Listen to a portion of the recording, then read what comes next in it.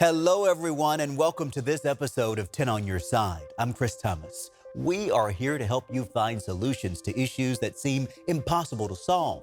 For example, we got results for a viewer who received a very high PG&E bill. We're talking more than $800. Take a look.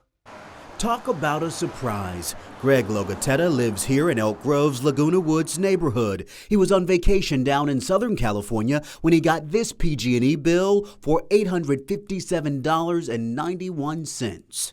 I won't be paying this. I can guarantee you that. He spoke to 10 on Your Side from his camper, outraged by the excuse he says he got from PG&E. She said, well, basically, there was a problem with your meter and it wasn't transmitting the correct data for October, November, and December. And so we have adjusted your bill up to make up for the shortfall. Greg felt he was paying the price for PG&E's mistake. You know, it doesn't quite work that way for consumers. If I go into a store and I buy a jacket and it's marked $49.99 and I like the jacket and I buy it, the store doesn't call me back and say, you know what, that was mismarked. That was a $99 jacket. You need to come in and pay us $50. That's not how the world works for the consumer. I'm not going to pay for your faulty equipment. So I went to work reaching out to PG&E. I made phone calls and sent emails. And here's the deal. The family is now back from vacation and I've got some good news to share. PG&E sent 10 on Your Side this statement saying, I wanted to let you know that the customer from Elk Grove who received a very high natural gas bill has had their account credited. Unfortunately, the customer's gas meter had to be replaced, and this unfortunately resulted in a billing error. Now, had I not gotten you involved, I may still be arguing with PG&E over an $857 bill because they hadn't reached out to me until you spoke to them. And then that very same day, all of a sudden, miraculously, I get an email saying, hey, we've got your bill resolved. And not only was he cleared of having to pay the $857, he ended up with a credit of $45 and no payment due. Oh, I think you guys did a great job. I had not heard until you had spoken to them from them. And I never thought I would. Now, as you saw, he was cleared of having to pay the $857. He ended up with a credit of $45 and no payment due. And this sparked even more people to reach out to me. 10 on Your Side received many emails suggesting this was not an isolated issue. Richard and Catherine from Lincoln told ABC 10 the same thing happened to them. They got a bill for almost $1,000.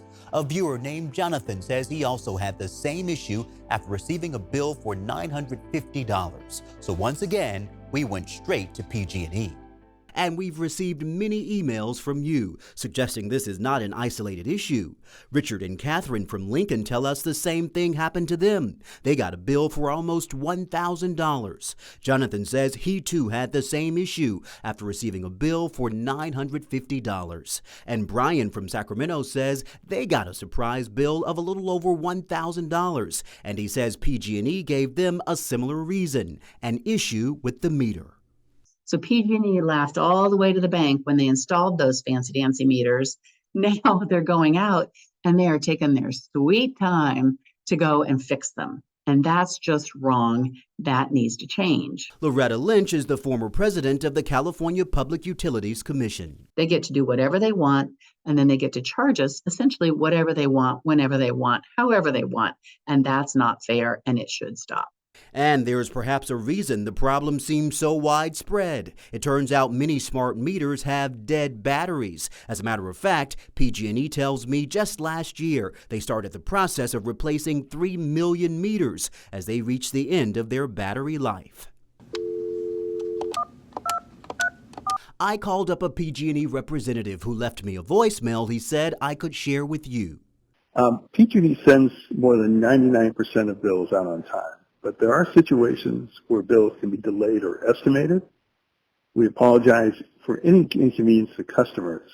While we resolve the situation, we won't interrupt customers' service.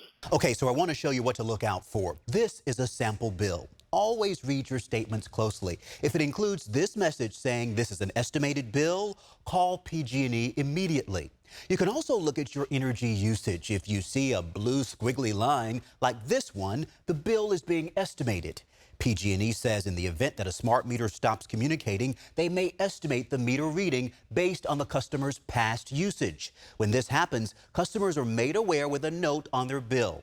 When they replace the smart meter, the analog reading is recorded and the customer is issued an updated bill that accurately reflects their real usage. The new bill will include a credit if actual usage is lower than the estimated amount, ensuring the customer is made whole, they say.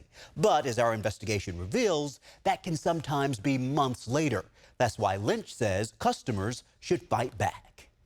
In any other business, that the burden would be on the service provider to fix it or eat it, but not PG&E. So what we need to do really, each and every person who pays a PG&E bill needs to call their legislator and say, hey, make the PUC change the rules so that if PG&E's equipment malfunctions, it's on PG&E and not the customer. Now, PG&E says they understand these high bills can be a challenge for customers. Take a look. They said we do not back bill for more than 4 billing cycles if we underbilled. If we overbilled, we will make the customer whole for up to 3 years.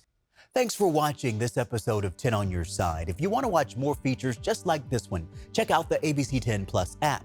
You'll find the latest newscasts and headlines and stay up to date on the weather and see all the great work and stories we tell here at ABC 10. Thanks again for watching. We'll see you next time.